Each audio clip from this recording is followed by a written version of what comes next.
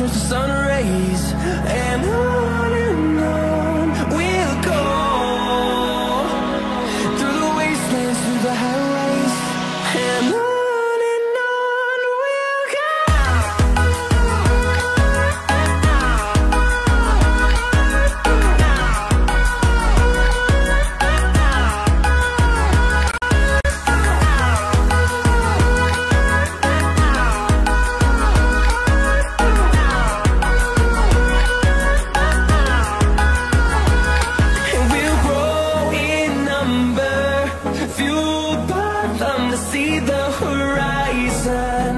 Turn us to thousands, and we'll grow in number. By them to see the horizon, turn us to thousands, and on we'll go, through the wastelands, through the highways, till my shadow turns to sun rays, and on we'll go.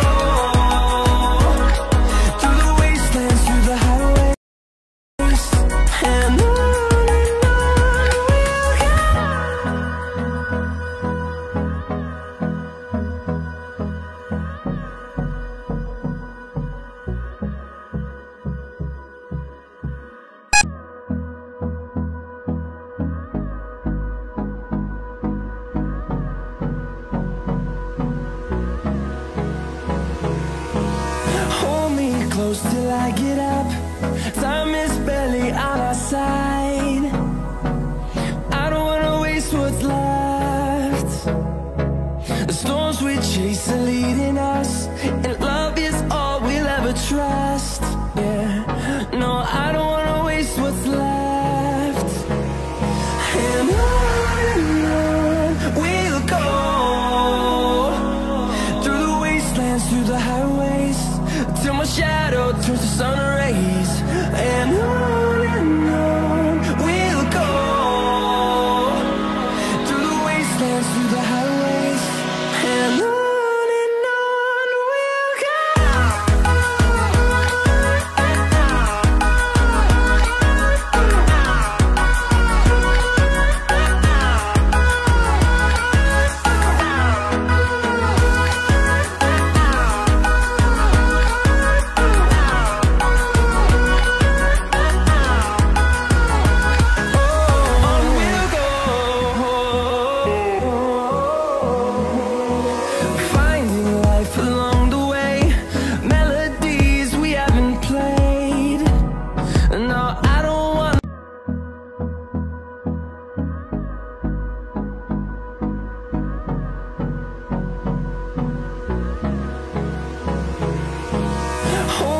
Close till I get up.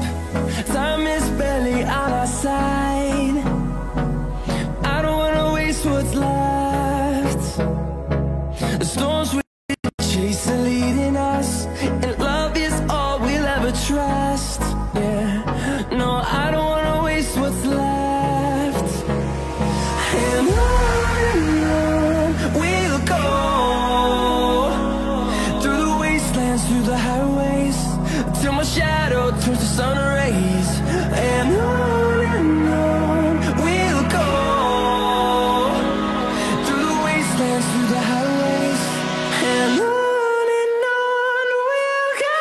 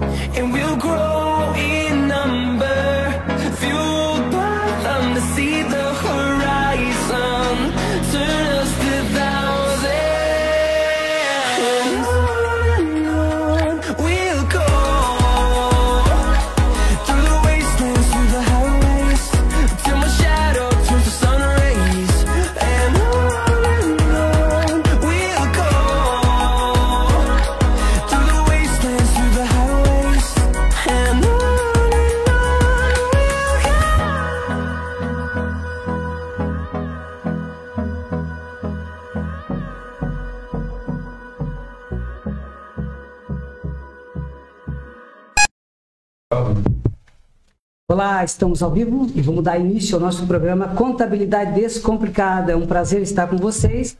Acompanhe, uma ótima tarde. Eu sou Evandro Custódio, aqui no meu lado, Rosiane Amaral. Boa tarde a todos, sejam muito bem-vindos a mais uma live. Mas antes da gente começar, já segue o nosso canal, curte esse vídeo para chegar a um monte de pessoas, né? E hoje nós temos uma convidada muito especial, né, Evandro? O assunto é muito interessante. Não percam, compartilhem, acompanhem até o final, que vai ser emocionante, porque hoje nós vamos falar sobre educação financeira. Quando a gente fala educação financeira, não é só para nós, é no nosso lar, é nossa família, empresas, tudo envolve educação financeira. Nós temos uma convidada especial. Ela é especialista em educação financeira.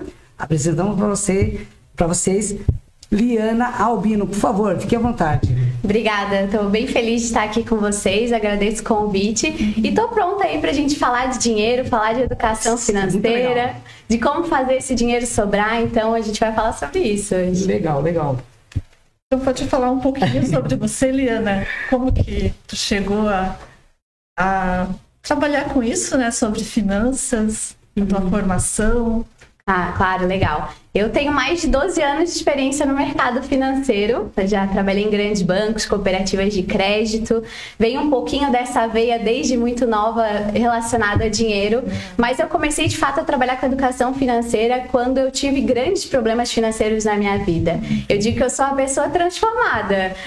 Foi aprendendo a mudar na minha vida que eu consigo hoje transbordar e ensinar isso para as pessoas também, né? Então, desde muito nova eu tô nessa área e a gente fala que quando a gente fala de dinheiro, principalmente, a gente não é ensinado a lidar com dinheiro. Então, por isso que eu vivi o caos financeiro, me reinventei, voltei, saí das dívidas e hoje eu consigo ensinar essas pessoas também a como lidar com dinheiro. Foi dessa forma que eu comecei, resumidamente, né, contando um pouquinho para vocês nesse início. É uma grande experiência, na verdade, né? Porque realmente, para ter um começo, a pessoa entender e se especializar no assunto é muito importante, muitas vezes até pelo fato de você não ter algo que você fez que não deu certo, né? Uma decepção na área financeira, você não estava preparada para administrar, é algo que não vem de casa, né? Muitas vezes a gente vê falar, né? A educação vem de casa, mas infelizmente a educação financeira não vem de casa, então eu creio que foi um ponto de partida para você, né? Foi, porque assim, eu não sei vocês, né? Mas meus pais nunca sentaram para ensinar sobre dinheiro.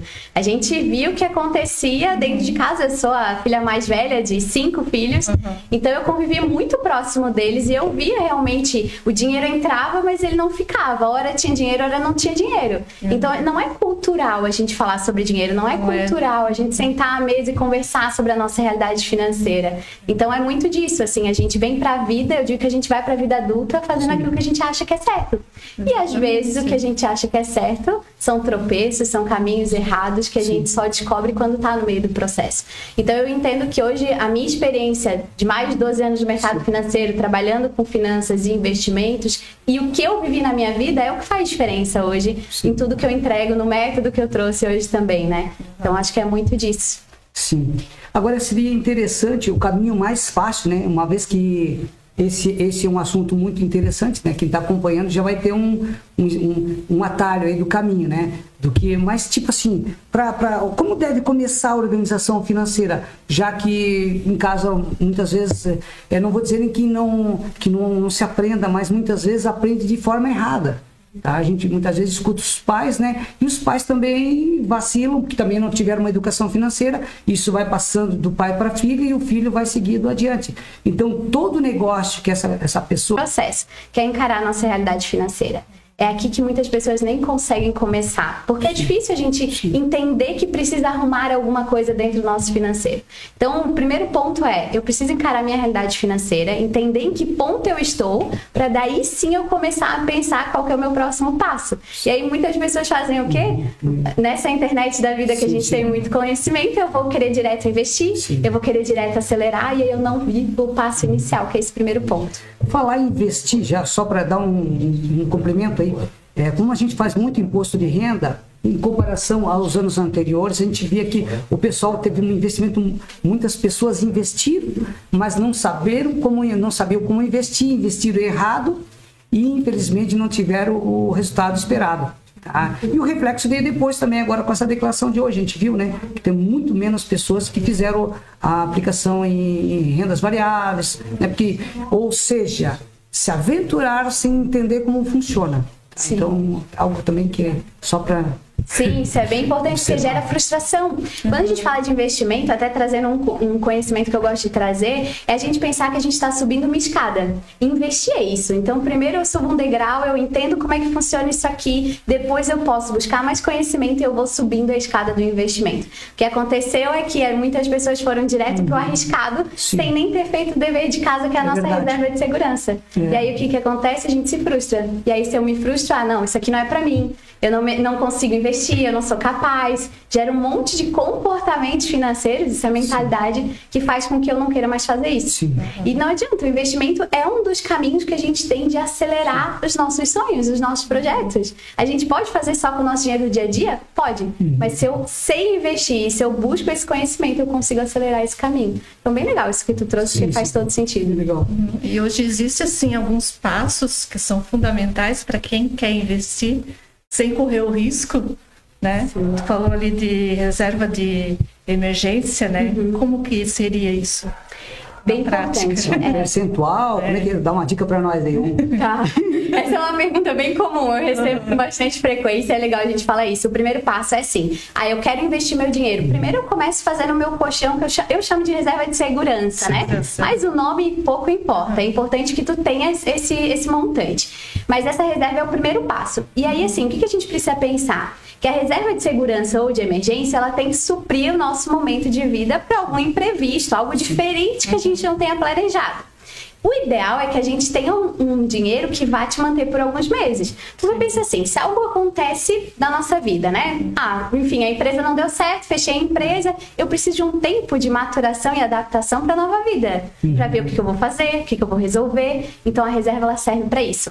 E o tempo vai ser diferente para cada pessoa. Tem gente que em um mês já, né? Tem muita gente executora que já vai, volta. Tem pessoas que vão levar mais tempo, porque tem o emocional. Então, por isso que a gente fala... O emocional fala muito nessa hora, né? Muito. Então é importante realmente ter um plano de contingência e saber lidar com o emocional. Eu creio que você também vai explicar isso para nós, né? A questão emocional. O emocional, a mentalidade financeira vai nortear a nossa conversa de hoje, porque não adianta só eu ensinar o passo a passo e a gente não olhar para isso. Mas é bem isso. Então a gente precisa entender que normalmente a gente fala o quê? 6 meses do nosso custo de vida é um valor legal. O que a gente tem que tomar cuidado? E aí, trazendo para comportamento, que é um ponto que a gente pode tocar. Quando eu falo assim para ti, a tua reserva precisa ter 6 meses do teu custo de vida reservado. A gente vai fazer a matemática, e aí tu vai pensar no quanto tu gasta no mês. Vai dar um valor alto. E aí, o que acontece? As pessoas se assustam com esse valor e nem começam. Porque é um valor muito alto. Acho que é inalcançável, né? Você já viu, né? Sim. Né? Nós só aplicamos isso, né? A gente faz isso na nossa empresa. Né? Como é importante a gente trazer esse olhar, né? E aí, quando a gente acha que é difícil demais, a gente não consegue dar o primeiro passo. Então, é importante para quem está nos ouvindo aqui que a reserva de segurança é o primeiro passo antes de tu começar a investir. E tu vai começar com o valor que tu tem hoje. Diana, eu consigo R$200 por mês. Perfeito, vamos fazer esse 250 se multiplicar todos os meses. O hábito é mais importante, a constância de a gente fazer todos os meses é mais importante que o valor nesse momento. E aí, quando eu começo a juntar esse dinheiro, agora sim eu posso pensar em investir com segurança. Dentro do meu perfil, a gente pode falar sobre isso aqui. Cada pessoa e cada momento de vida vai ter um perfil diferente. Às vezes eu vou ter um perfil um pouco mais arrojado, estou disposta a investir e correr mais riscos. Se hoje tu tá naquela... Lembra da escadinha que eu falei no início? Se hoje tu tá começando a investir, não queira já pular, né? Pro último degrau. Então começa ali nos produtos que são mais seguros, porque aí tu vai entendendo como funciona. E aí a gente vai ganhando gosto, vai vendo o nosso dinheiro se multiplicar ali enquanto a gente está aqui trabalhando, fazendo o que precisa ser feito, e aí a gente consegue avançar. Eu até tenho uma pergunta sobre a questão do investimento, mas é como você falou ali, mas você tem que ter uma autodisciplina e aquela questão todos os processos, né? A continuidade do processo. que eu acho que é o mais difícil, né? Independente do valor que você consiga guardar, mas não guardar 1 mês, 2 meses, tem que guardar, né? Tem que ter um acompanhamento, um processo contínuo, digamos assim, né? Sim, e aí o segredo está no planejamento financeiro. Tá em eu colocar um valor que eu já vou tirar por mês como se fosse um boleto que a gente paga. Eu coloco isso dentro do meu orçamento. A disciplina é importante, mas hoje a gente tem até tecnologia para nos ajudar e lembrar de investir. A gente pode programar dentro do banco automaticamente para sair o dinheiro. Então, que hoje é mais fácil, né? Os próprios sistemas, os bancos já têm um cofrinho lá para separar tudo. Sim, então assim, a gente tem que dar o primeiro passo e às vezes entender como a gente funciona. Aliana, eu esqueço de fazer. Vamos automatizar isso, não vamos depender da cabeça para fazer. Mas é importante que a gente tenha essa constância para poder todo mês ter aquele dinheiro saindo. Porque se eu deixo para fazer para o final, o que acontece? O dinheiro não sobra. Quando o dinheiro sobra, a gente acha um outro motivo para gastar ele e aí eu não coloco o dinheiro no investimento. É verdade. Precisa. A gente tem que começar a investir hoje para tudo aquilo que a gente quer construir no futuro. Quando a gente fala em investimento, tá? A grande dificuldade, até se você puder dar uma dica, como melhorar isso aí, como perder o medo de investir e entender um pouquinho mais sobre o mercado financeiro. O pessoal não entende. Não, até porque muita gente coloca na poupança, né? E a poupança hoje é algo que não acompanha nem a inflação, não tem como algo assim, mas eu digo assim, uma visão um pouquinho mais à frente de mercado financeiro. Como que a pessoa, para perder o medo, você até falou em começar a investir um pouco mais baixo, se estrutura financeiramente. Claro que você não vai chegar já investindo, porque se você não tem a própria estrutura, e se acontece algo inevitável na sua família, que você então crie planos dentro para você da sua família, da sua rotina, para você se estabelecer umas reservas e depois você pode ver um pouquinho mais à frente. Então, que dica que você daria para o pessoal perder um pouquinho mais o medo ou uma forma de conhecer um pouquinho mais o mercado? Sim, bem legal isso que tu trouxe. Mercado financeiro, no caso, não? Isso. E a gente perde um medo, principalmente quando fala de dinheiro, quando a gente começa.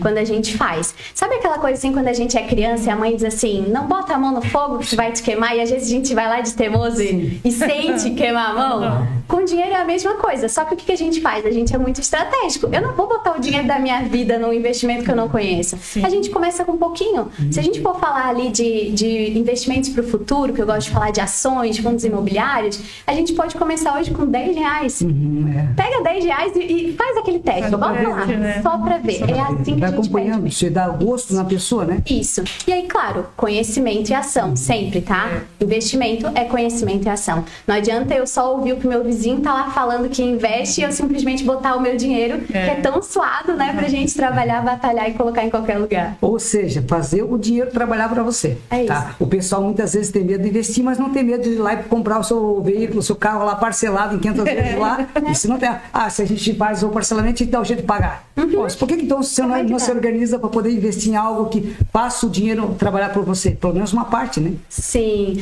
Vou falar de uma polêmica agora, posso?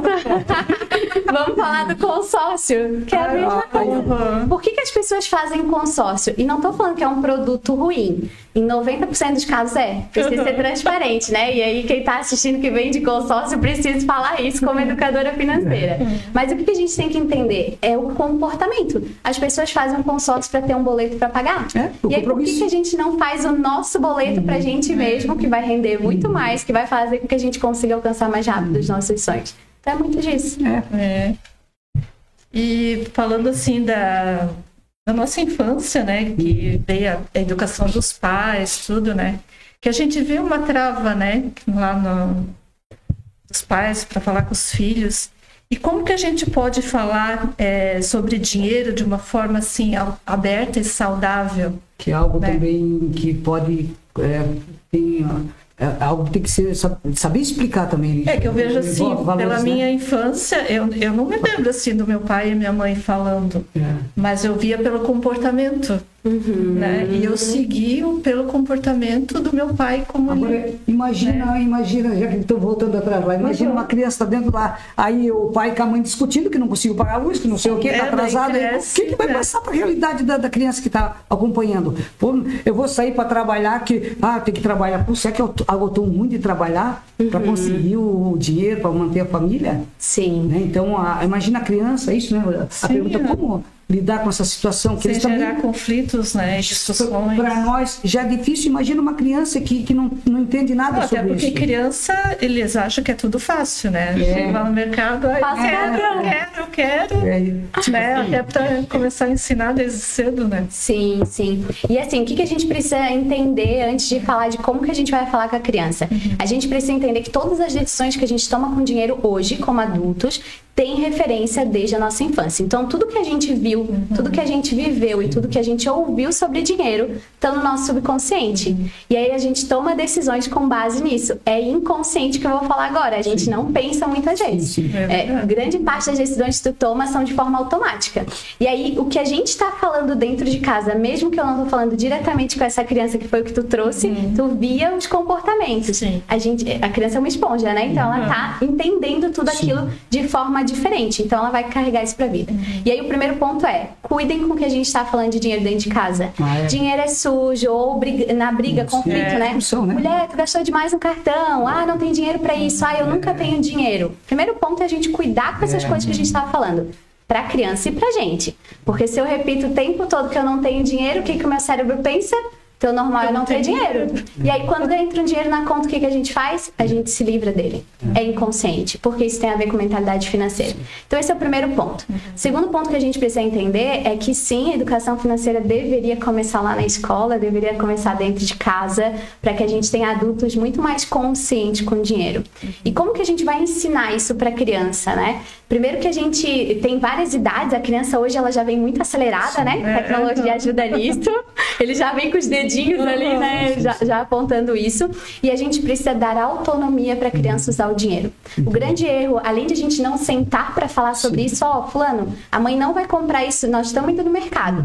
A mãe vai comprar só o que está na lista, porque não é o momento de a gente gastar com isso. Nosso dinheiro vai para tal lugar, vai para a viagem. A criança entender, né? Entender isso. E a gente dar autonomia para a criança é muito importante. Então, para os pais que usam mesada, semanada, o que a gente precisa fazer? Deixar a criança tomar uma decisão sozinha com aquele dinheiro. Então, tu pega aquele dinheiro, tu divide, eu gosto de dividir pelo menos em 2 partes para a criança, para ela ter aquele dinheiro que ela vai ter a percepção de guardar, de poupar para comprar um presente depois, um carrinho, uma boneca diferente, e uma parte desse dinheiro pequenininha, tu dá na mão dela e deixa ela decidir. Se ela quiser gastar tudo em bala, tudo em sorvete, deixa ela gastar, sabe? Porque o que a gente faz? A gente priva... não compra isso. Não vai gastar tudo. Aí tem o efeito ao contrário de fazer, né? E aí, o que acontece quando a gente cresce? O que a gente faz? Eu não pude comprar aquilo no mercado, eu vou pro mercado como adulto, eu quero comprar tudo. É verdade. Não é assim. Realmente, quem passou alguma dificuldade lá atrás, hoje, quando vai pro mercado, é coisa de louco. Tudo, aí tu é adulto. A gente não vai citar casos aqui, senão não enche casa, né? Mas olha só, antigamente tinha os cofrinhos para as crianças, você lembra? Tinha os cofrinhos lá para o pessoal, para as crianças colocar as moedinhas e ir poupando. Hoje não tem. Mas hoje, através de um aplicativo, uma conta, alguma coisa lá para a pessoa. Que também a criança vai se sentir. Tem cofrinho ainda. Não, dá. Tem o cofrinho lá, pois então, mas não se vê como era antes, entendeu? E hoje no banco, ninguém vai mais no banco, mas antigamente tinha que ir lá no banco. Então você tinha os cofrinhos lá que você levava para as crianças. Tá? Então a criança toda boba ia enchendo o cofrinho, depois comprava algo legal, fazia ele entender o porquê daquilo ali, entendeu? O retorno que dá, qual é o resultado de você guardar as moedinhas aqui, tá entendendo? Isso é a pessoa, quem foi criado nessa época e teve esse comportamento dentro de casa, hoje está muito bem, porque sabe o que é guardar de moeda em moeda, né? Até chegar a um valor maior, né? Sim, e a gente pode adotar isso hoje. Claro que a gente não tem muita moeda em circulação, porque é a nossa realidade de hoje. E até com o Pix... Sim, quando a gente fala moeda, é algo de valor, né? Papel, isso mesmo. Mas a gente pode adotar. As crianças muito pequenas, ali de 5, 6 anos, elas não vão ter a percepção que o dinheiro entra no celular, na conta, né? Então, a gente ter o nosso cofrinho, ensinar ela que, isso aqui a gente guarda para depois comprar. Claro, a gente tem que cuidar com o tempo, que o tempo da criança é muito rápido, então depois ele tem que sair dentro do mesmo mês, daqui a 2 semanas, mas super funciona. Isso a gente está aflorando nela também essa percepção do dinheiro. E quebrando o tabu principal, que é o quê? Falar sobre dinheiro. A gente não tem esse hábito aqui no Brasil de falar de dinheiro. A gente vai num churrasco, numa roda de amigos, surgem às vezes algumas piadas sobre cartão de crédito, né? Normal. Mas ninguém senta pra falar, ninguém fica falando assim, porque eu tenho investimento. Porque as pessoas têm vergonha, medo, é tabu. A gente tem que quebrar isso. Mas tipo assim, a grande dificuldade que a gente vê hoje, até porque a gente lida muito com empresas, empresários, né? É saber ali, separar ali os rendimentos da empresa, da pessoa física e tal. E como separar o dinheiro pessoal do profissional?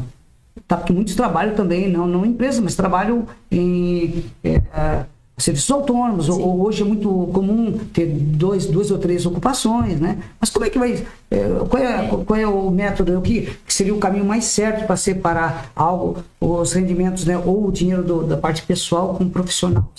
Sim, você tocou num ponto bem importante, né? Eu atendo muitos empresários também, e grande parte, quando chega para mim, o grande gargalo financeiro está na separação. Pode parecer uma coisa boba, mas muitas pessoas têm dificuldade de fazer. E por que a gente deveria separar? Eu acho que é importante a gente falar sobre isso. Porque tu fica mascarando o lucro do teu negócio quando tu tá misturando as contas de casa com as contas do negócio. Sim. Uma coisa é uma coisa, outra coisa é outra coisa. A gente precisa aprender a separar por conta disso. Porque senão a gente fica naquele ciclo. Acho que preciso faturar mais. Não é assim? Sim. O dinheiro não tá sobrando muito, o que a gente faz? Preciso vender mais, preciso faturar mais. E aí, se tu tens um gargalo como esse das contas misturadas, o dinheiro ele entra e sai na mesma velocidade, então não resolve nada. E aí, como é que a gente faz a separação? Literalmente, tendo duas contas. Então, para o pessoal que está ouvindo aqui, independente, se tu tens uma empresa, se tu é autônomo, se é profissional liberal, tu precisa ter pelo menos duas contas.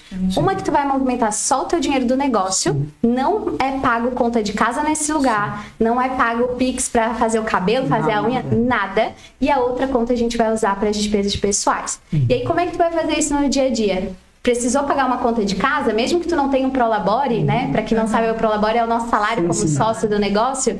Então, mesmo que tu não tenha um Prolabore definido, tu vai fazer um Pix. Tirou dessa conta, eu jogo para essa conta e é aqui que eu vou pagar as minhas despesas pessoais. Sair no final de semana, o cartão de crédito não vai ser da empresa que eu vou usar.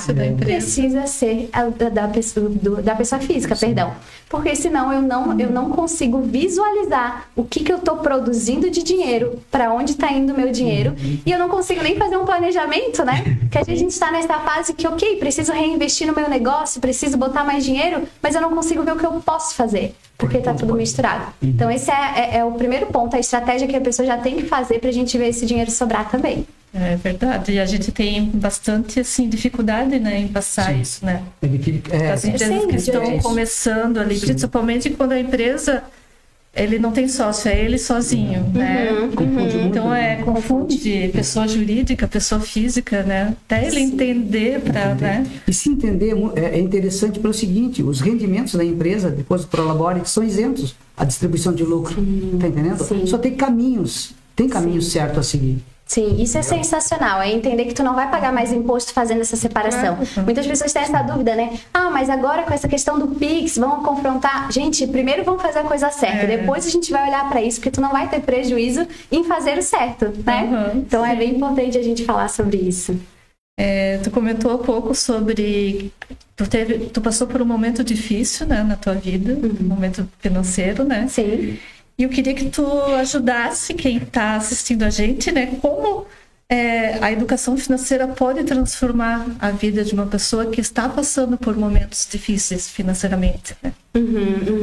Bem importante isso, né? De a gente falar, porque a gente acha que educação financeira é quando eu tenho dinheiro, né? Porque é muito simples tu organizar um orçamento quando tem dinheiro entrando, quando as coisas estão tudo bonitas. E eu sou especialista em crises financeiras hoje, né? Por conta também de tudo que eu vivi. Então, o meu trabalho é justamente pegar aquela empresa ou aquela mulher, né? Aquela família que não tem dinheiro sobrando, tem um monte de dívida.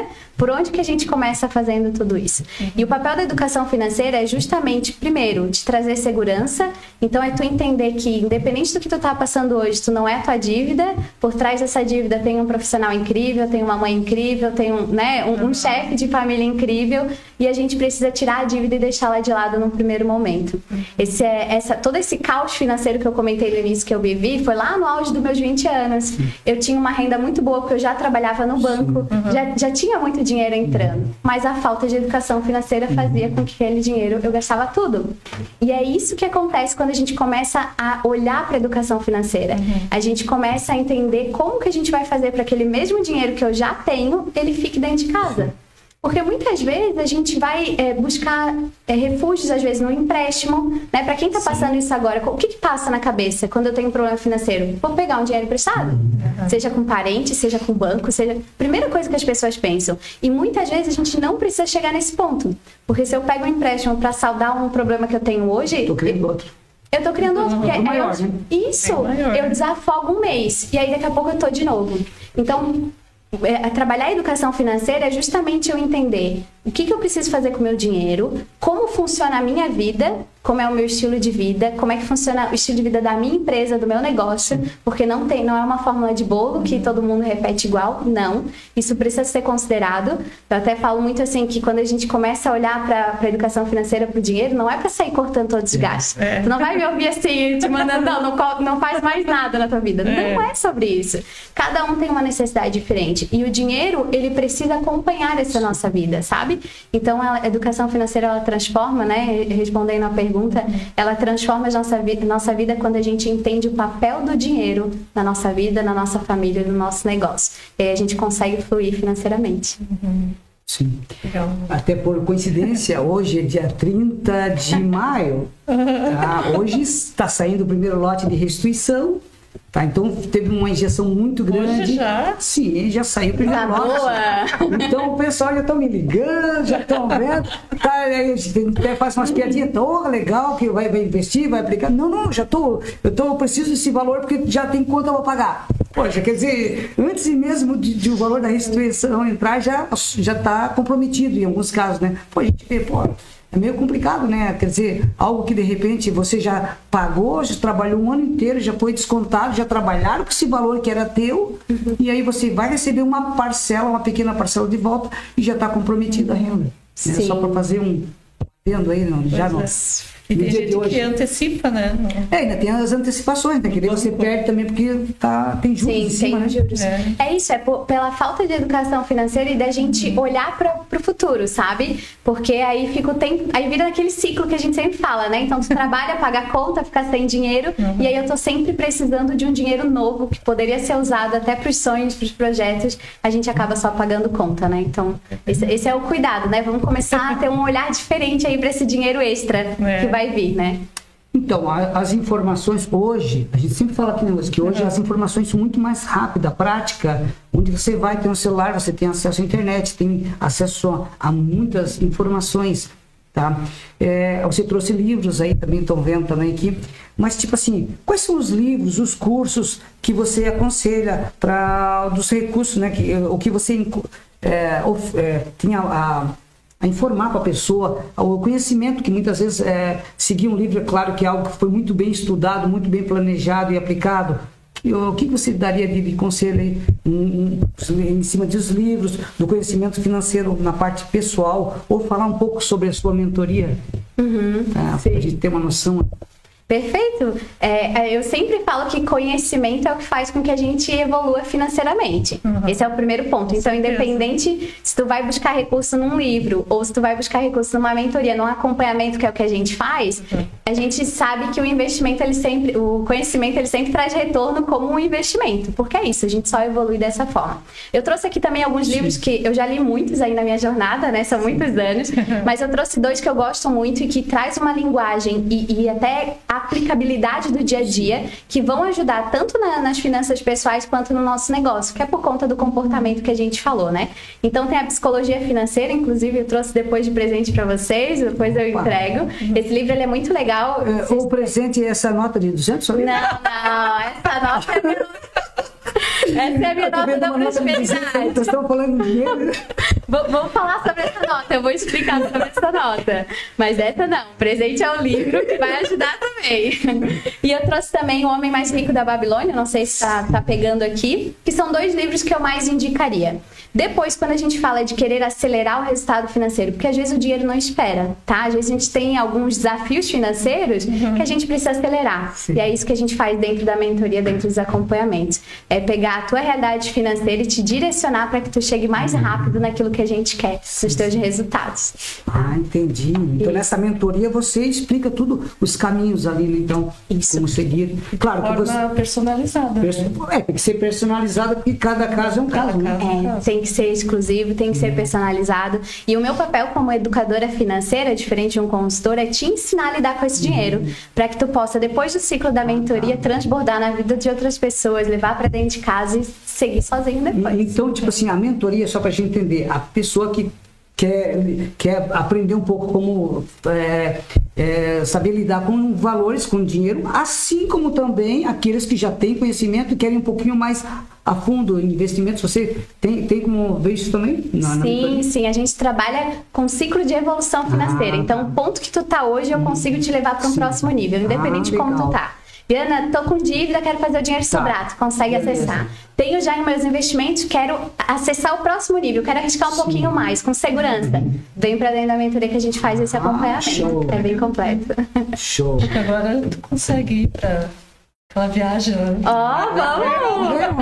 Vamos botar essa viagem aí, vamos tirá-la do papel, né? Porque a gente só sonha, né? Só sonha. Tem que fazer, isso mesmo. Então, uma das dúvidas, assim, né, que a gente sempre tem, assim, como que eu faço, né, para equilibrar aquele desejo de gastar, né, o emocional, né? O emocional... com a necessidade de poupar para o futuro. Isso é bem importante. Esse equilíbrio é necessário na vida financeira, tá? Muitas vezes a gente acha que precisa, como eu falei antes, cortar tudo para conquistar alguma coisa e não, pelo contrário. Se eu corto tudo, eu não consigo chegar no objetivo, porque o cortar faz com que a gente volte para aquele sentimento assim, ai, mas eu mereço, eu vou fazer, ai, mas eu queria tanto aquilo. Então a gente traz esse equilíbrio. Como é que a gente faz isso? Colocando metas de gastos para os nossos gastos. Isso é para a pessoa física e para o negócio também, porque às vezes a gente pega alguns negócios que estão muito arrojados de investimento, então sempre repondo mesmo sem poder. Tem que ter limite para isso, tá? Esse equilíbrio é importante. Mas falando da pessoa física, a gente coloca metas de gastos. Como é que a gente faz isso? A gente já define o valor do sonho que eu quero tirar, eu defino quanto eu preciso tirar todo mês, seja para reserva de segurança, seja para um sonho que eu quero realizar daqui a um mês, daqui a 2 anos, 3 anos, eu já coloco isso. E para aquelas despesas que na pessoa jurídica a gente chama de variáveis, na pessoa física eu gosto de chamar como nosso estilo de vida. Então, mercado, lazer, as coisas que são coisas para casa, que é o dia a dia. O dia a dia, a gente também coloca um limite que seja viável. Por quê? Porque se eu não tenho limite, eu só gasto. Se eu tenho limite no cartão de crédito e não sou controlada, a gente faz o quê? A gente gasta o limite todo. Então, a gente colocar metas de gastos faz com que eu busque esse equilíbrio. Eu vivo bem hoje, então eu coloco um valor de lazer. Eu quero gastar R$1.000 de lazer por mês. Eu divido isso por semana, eu já sei o quanto eu posso gastar por semana. Se eu tenho alguma coisa a mais e eu acho que não vai dar o dinheiro, ou eu uso e eu sei que semana que vem eu já não tenho todo. Isso é postura de adulto, né? Com dinheiro. É eu saber que eu tenho um limite para gastar e eu vou cumprir aquilo. Isso faz com que eu tenha sempre dinheiro disponível para o futuro. Se eu não fizer isso, eu não consigo nem viver o hoje e não consigo botar um pezinho lá na frente. Muitas vezes, eu já vi falar, algumas pessoas falam, eu vou aproveitar a vida agora porque eu não sei como vai ser depois. Só que se depois um dia vai chegar. Tá? Agora, como você falou, o equilíbrio é tudo. Também a gente vê casos que o cara não gasta para nada. Tipo, o cara vai andar uma vida inteira com uma calça, um chinelo de dedo, só que o cara tá lá chorando pra tudo, mas tem dinheiro, tem imóveis, tem tudo que tu imaginar, e a família muitas vezes não tem nenhum colégio particular para criança. Tá? Isso vê muito, um plano de saúde, um colégio particular. Nós vivemos muito isso, sabe? A gente vive isso, a gente vê acontecer isso aí. Um pai de família que tem um patrimônio gigante, tá? Toda a vida naquela... E os filhos não têm uma educação boa, não tem um plano de saúde, não tem nada. Eu acho que o equilíbrio é tudo. Assim como aquele também é o contrário, que gasta tudo achando que amanhã eu não vou estar aqui, sei lá, se eu vou estar vivo ou não, só que um dia tu vai chegar lá. Então, tipo assim, claro, a gente entende que a vida é passageira, ninguém vai durar aqui o resto da vida mais...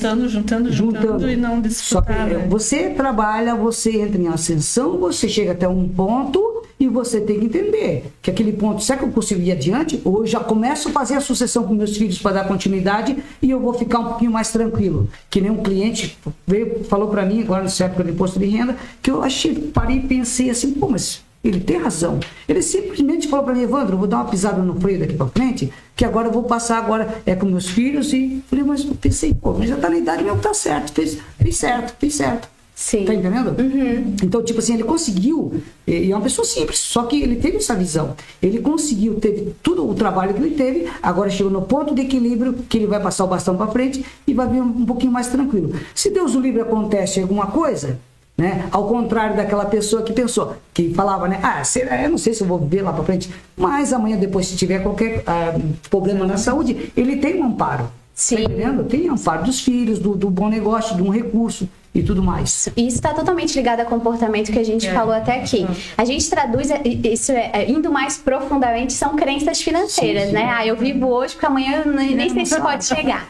E a gente traduz isso até em perfis financeiros. A gente tem 5 perfis aí principais, sim. Mas tu trouxe 2 já que estão vamos dizer assim, no equilíbrio contrário, né? Então a gente tem um perfil gastador, que é aquele que vive como se o amanhã não fosse chegar, e a gente tem um perfil poupador. E aí quando a gente tem um poupador, que é aquele cara que já tem um investimento, que está ali segurando, não vou viver um passeio com a família, né? Aquela pessoa mais rígida, ela não consegue prosperar financeiramente. Porque o dinheiro, hoje, ele precisa assumir 3 papéis na nossa vida.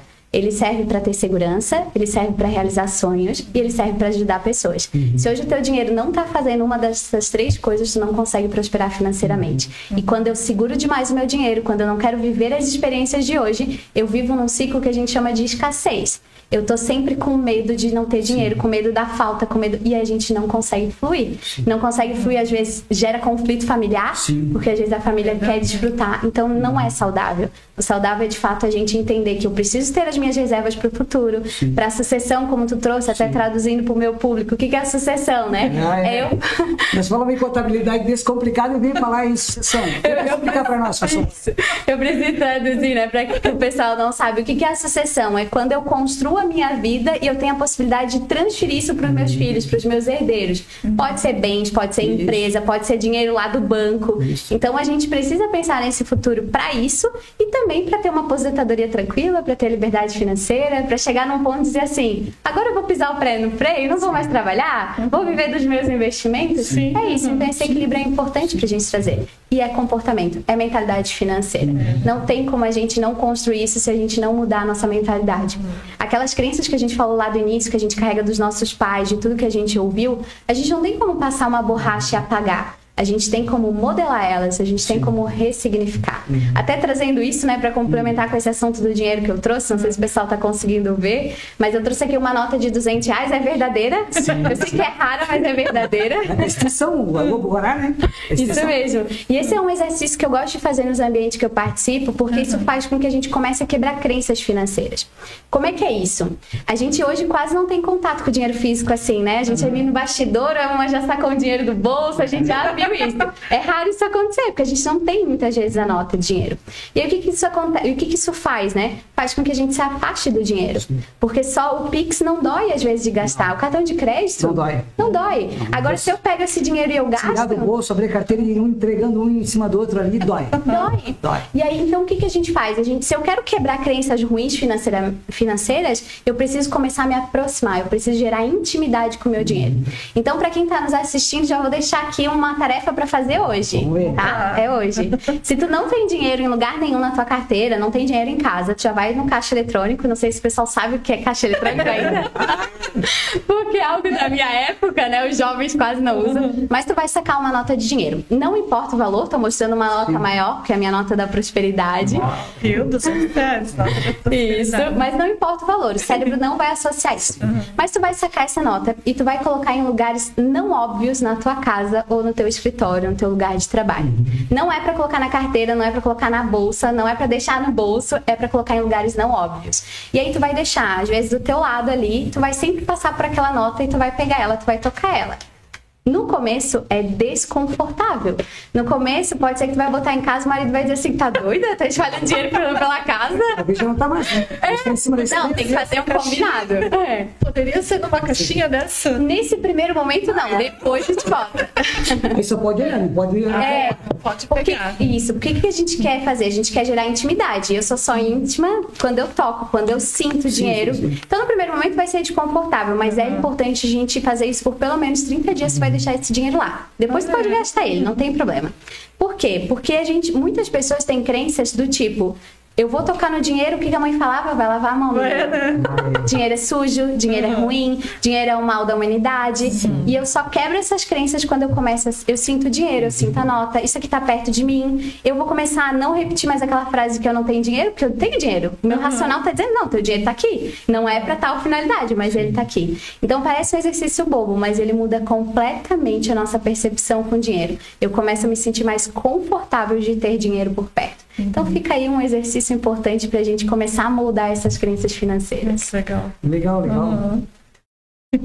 Boa. E você tem, assim, alguma história inspiradora de alguém que transformou sua relação com o dinheiro através da educação financeira? Nós sempre contamos histórias, né? A gente sempre traz um case de sucesso, então a gente tem essa curiosidade de saber aí, tá? De repente uma história que você já teve nas tuas mentorias, em toda essa tua caminhada, 12 anos que você falou, né? Sim, mas se puder, um caso para nós aí, que transformou a relação, motivar, né? Isso, na educação financeira. Tem alguns casos, né? A gente atende muito, graças a Deus, assim, tem vários casos. Mas tem um que me marcou muito, que foi de uma empresária, inclusive. Quando ela chegou na mentoria, ela chegou muito cética. Ela chegou falando assim, olha, eu não sei se tu vai resolver o meu caso, mas eu tô aqui, é a minha última alternativa. Assim, dessa forma, tá? Eu tenho uma equipe hoje que me ajuda também, a gente ficou bem assim, meu Deus, né? Vamos lá, vamos fazer. E a gente começou, tudo que eu falava pra ela, não sei se vai funcionar, mas eu vou fazer. Fazia. E aí, no meio do processo, a gente tinha passado 30 dias, 40 dias mais ou menos do processo, e ela falou assim, Liana, eu preciso te agradecer, porque a gente começou olhando pra minha empresa, mas dentro de casa, eu com meu marido, a gente... chega a me arrepiar, a gente é outra pessoa. Porque lidar com dinheiro, a gente lida com o emocional, com a vida das pessoas. Então, o que a gente tem de problema financeiro, às vezes, no nosso negócio, vai refletir em casa. Às vezes, a empresária, que era o caso dela, ela tirava dinheiro de casa do marido trabalhando, né, fora, pra botar dentro do negócio. Isso gera um conflito emocional muito grande. Então, um grande caso que eu trago, além do dinheiro sobrar, que isso aí é consequência, a gente faz o dinheiro sobrar. Ela comprou máquinas, até hoje, assim, ela me manda mensagem, realizei mais um sonho. Recentemente, ela realizou o sonho da cirurgia que ela tinha, porque ela aprendeu a fazer o dinheiro sobrar. Mas eu acho que mais do que isso, ela levou pra dentro de casa, e ela falou, a gente não briga mais por dinheiro, a gente não tem mais aqueles conflitos, a gente voltou a sonhar. Então, eu acho que esse é um grande ponto, assim, de independente da realidade que tu tá hoje, independente da tua situação financeira, sempre tem solução. Não existe desafio financeiro que não tenha solução. Só que a gente tem que querer mudar. E às vezes a gente vai querer mudar cético, assim como ela estava. Não sei se vai dar, mas eu vou fazer. E é assim que a gente consegue transformar também com a educação Falta um financeira. pouquinho de otimismo também, né? Sim, de acreditar que é possível. Sim, e assim, cada um vai ter um caminho diferente. Eu mesma, né, quando eu me vi lá no auge dos meus 20 anos, com mais 70 mil reais de dívida, eu quebrei um negócio, não tinha conhecimento nenhum, não tinha nada de experiência financeira com 20 anos, e eu precisei recomeçar. E dali eu consegui transformar a minha vida, e é o que eu ensino hoje. Então, independente. A gente pega muitos casos, assim, de dívidas milionárias e a gente consegue recuperar, mas tem que querer. O primeiro passo é entender que, ok, tem alguma coisa que não tá fluindo, se o meu dinheiro não tá sobrando, as coisas não... Tem alguma coisa que tá errada, e eu preciso buscar conhecimento para isso. Sim. Acho que esse é um caso. A gente vê muito também, tipo, tapar buraco, né? Pega como você falou, né? Pega, por exemplo, do marido para pagar, ou da esposa para pagar a conta da empresa. Tipo, vai tapando buraco sem saber. É como se fosse jogar algo numa peneira, que muitas coisas ali vai embora. Então, tipo assim, eu vejo muito que o pessoal fica juntando tudo quanto é lado de outras fontes para manter a empresa. E às vezes vice-versa também, vice-versa. Né? Tira tudo da empresa. A empresa tem como se manter. Tem, só que não tem controle. Aí toda a vida, como é que tá? Eu tô tirando dinheiro do meu bolso para pôr para a empresa. Só que a gente vê, a gente acompanha, a gente sabe. Sim. Então, isso aí. A gente falou muito também agora da parte profissional, da parte... Sempre quando a gente fala, nós falamos jamais de empresa, na parte nossa de contabilidade, mas quem que está atrás de uma empresa? São pessoas. Quem está atrás dos negócios? São pessoas, qualquer lugar. A gente vê esses grandes empresários que quebraram 2, 3 vezes, não estão muito bem hoje. Por quê? Porque eles retomaram, eles entenderam o negócio, como funciona. Sim. É a mesma coisa um jogo. Você vai, para você ficar um bom jogador, você tem que jogar, você tem que cair, você vai passar por perreios ali, vai passar por jogadas difíceis, mas você levanta a cabeça, dá a volta por cima e tem que seguir adiante, né? Sim, com certeza. E muitas vezes o financeiro, a gente sabe que a gente que está na área sabe que é o gargalo do negócio ou da vida pessoal. Mas o que o empresário faz? Ele vai cuidar de todo o resto e deixa o financeiro para depois. Ele vai olhar para o marketing, ele vai olhar para a venda, ele vai olhar para a equipe e o financeiro sempre fica do lado. E aí ele está jogando dinheiro para dentro, às vezes sem nem perceber, e está sempre nesse ciclo. Então as pessoas deixam sempre o financeiro para olhar para depois, né? E tem um ponto bem importante que tu trouxe. A gente abre um negócio, e eu como empresária posso dizer isso, a gente abre um negócio para que ele se sustente, para que ele dê lucro e ele dê frutos. Claro. O objetivo Principal é lucrar. Porque é lucro. Porque se eu não tô tendo lucro, se eu tô fazendo o inverso, chega um ponto, e aí como eu tenho muitas mulheres também que tem esse lado emocional também que trazem do negócio, chega num ponto que eu fico me questionando, nossa, eu acho que é mais fácil eu voltar para um CLT, porque o meu negócio não tá girando, o negócio não tá acontecendo. Por quê? Porque a gente não olha para o financeiro. Então tem que olhar para esse financeiro e entender que se eu tô fazendo esse movimento de botar dinheiro de casa para dentro, ou de usar a empresa como um caixa eletrônico, tem gargalo, tem coisa errada e muitas vezes está no nosso comportamento, na nossa mentalidade. Que tem que desbloquear, como você falou, né? Sim. O fato de só de ter o relacionamento com a cédula, com a nota ali, você acaba desbloqueando. Que tem essa questão mesmo que a gente vem lá de criança, né? Sim. E não é gente, isso aí tudo dentro da cabeça, é emocional, psicológico. Sim. E cria um bloqueio e acaba... Sim, e como é que a gente constrói negócio de sucesso, que foi um ponto que tu trouxe, né? Muitas empresas quebram e o cara volta com um negócio de sucesso. Sim. Ele mexeu na mentalidade financeira. Sim. Tem um termo que a gente chama que é termostato financeiro, que é a temperatura que eu dou pro meu dinheiro. Se eu sonho muito pequenininho, se eu sonho só com o meu bolso, só com o dinheiro que eu tô ganhando agora, eu não consigo estar pronta para receber mais dinheiro. Então, se eu faturo 200 mil no mês, 100 mil no mês, e eu quero faturar 2 milhões, a cabeça não é a mesma. Não. Porque se eu manter a mesma cabeça, o meu termostato não está preparado para isso. É o que acontece com os ganhadores de loteria. Sim. Né? 1 em cada 3, o que acontece? Eles voltam a estaca zero. Por quê? Porque o termostato financeiro deles é muito baixo. E aí, quando recebem um prêmio milionário, eu não sei o que fazer com esse dinheiro. Não tem estrutura para suportar. A mesma coisa com os nossos negócios. Então, se tu quer crescer no teu negócio, além de todo o conhecimento que a gente tem que buscar, a gente precisa moldar a mentalidade financeira para que eu possa estar pronta para faturar mais e esse dinheiro ficar dando lucro. E vale a pena, né? Que é para isso que a gente empreende também. Dá valor ao dinheiro que tem, tá? Também tem que dar valor ao serviço dos outros, porque isso é muito importante, né? Sim. Assim como você trabalha, você dá o valor, isso aí, uma cédula tem um valor, o seu trabalho tem um valor, uma mercadoria tem um valor. Então, hoje, toda a economia roda em cima de valores. Agora, se você não dá valor nem ao seu próprio, o valor, o dinheiro que você tem, aí é difícil mesmo, né? Sim. Isso aqui não é um pedaço de papel, né? Não. Isso aqui não é um... Se eu te trocar com um pedaço de papel, tu vai querer trocar, né? É isso. Eu troco uma nota de 2, tem aqui. Percebe? Então, assim, muitas pessoas acham que isso aqui é só um pedaço de papel. E não é. Sim. Aqui tem todo o meu esforço de trabalho. Tá ficando distinto, né? Por meio físico, né? Por meio físico. Mas o valor do dinheiro é justamente esse. Quantas horas a gente deixa de passar com a família para fazer isso aqui? Quantas horas a gente deixa de um lazer, de poder ter descanso para fazer isso aqui? Sim. Então, é esse valor do dinheiro que a gente tem que começar a dar na nossa vida, sabe? E no nosso negócio é assim também. É verdade. Até porque antes eu me recordo que quando você trabalhava, o patrão hoje é diferente, né? O patrão chegava no final do mês, estava um bolo de dinheiro para você receber. Então você contava, ó, esse foi suado, você guarda, você vai investir, você... Hoje, entra na conta, já está até comprometido já, e não vê. Você trabalhou um mês inteiro, você não sabe a cor do dinheiro. Por quê? Porque você não se organizou. Então, hoje, mais que antes, você tem que ter muito mais percepção e entender como é que funciona isso aí. Sim, sim. Tá. E ver o dinheiro realizando coisas, tá? É isso que dá gás pra gente querer olhar pro dinheiro. Não é aquela coisa assim de, vou anotar tudo. Não é isso que resolve a vida financeira, anotar até o cafezinho. Não, não é. Não, eu sou totalmente contra isso. É o equilíbrio mesmo. É a gente entender pra onde eu quero mandar o meu dinheiro e ver ele realizando coisas, sabe? Essa caixinha aqui da viagem, por exemplo. É isso aqui que dá sentido pra nossa vida, sabe? É eu poder ver a viagem chegando mais perto. Eu poder ter dinheiro pra usufruir dela sem precisar passar no cartão e não olhar pra amanhã, né? Que vou passar em 12 vezes, depois eu fecho. Pagar para trabalhar. É isso, sabe? Melhor, você tem que pagar depois, trabalhar para pagar no caso, né? Algo que você já... Isso, aí fica ali, poxa, eu já aí fica aquela preocupação, você chegou de viagem legal, emocionado e tal, e já pensa, pô, vai virar um mês, tem a primeira fatura do cartão. É isso, sabe? Você É isso. foi uma que tem que série. fazer. Bem isso mesmo. Beleza. Como é que estamos aí? Temos perguntas? Não, já estamos no horário de Opa! finalizar, né? Mas Passo rápido? passou rápido, né? Então, antes da gente encerrar, né? Queria que tu passasse os teus contatos, caso alguém... Mas tem a mentoria, né? A mentoria aí é Tem interessante. interesse, né? Pra te seguir lá no teu Instagram, daí passa aí pra gente. Perfeito.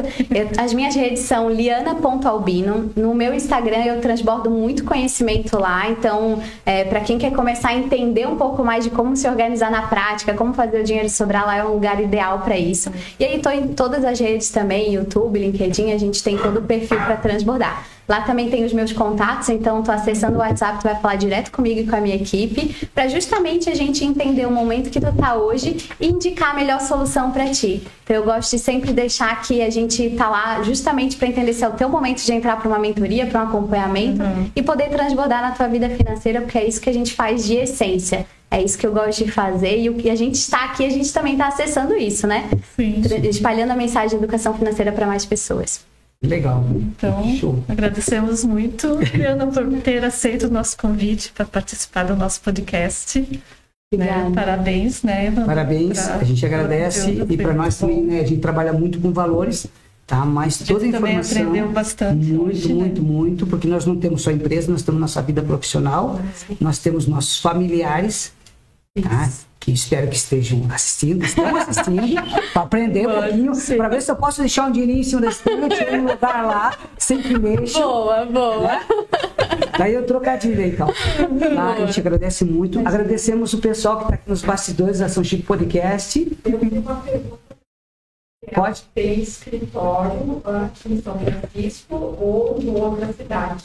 Isso. Tenho em mais de uma cidade. Hoje, graças a Deus, a gente atende a nível Brasil e no exterior também. Então, tem escritório aqui e tenho fora também. Mas hoje o nosso atendimento é online. Então, para quem estiver assistindo, de onde tu estiver, a gente vai conseguir entrar nas suas finanças e trazer resultado. Sem fronteiras. É isso mesmo, graças a Deus. É digital. Perfeito. Bom, então vamos ficando por aqui. A gente agradece imensamente vocês que estão aqui nos acompanhando. Eu sei que foi a educação, quando a gente fala em educação financeira, algo que chama muita atenção.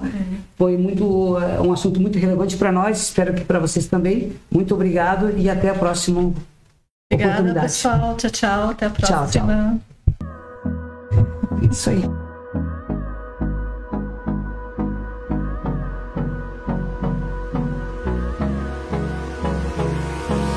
Hold me close till I get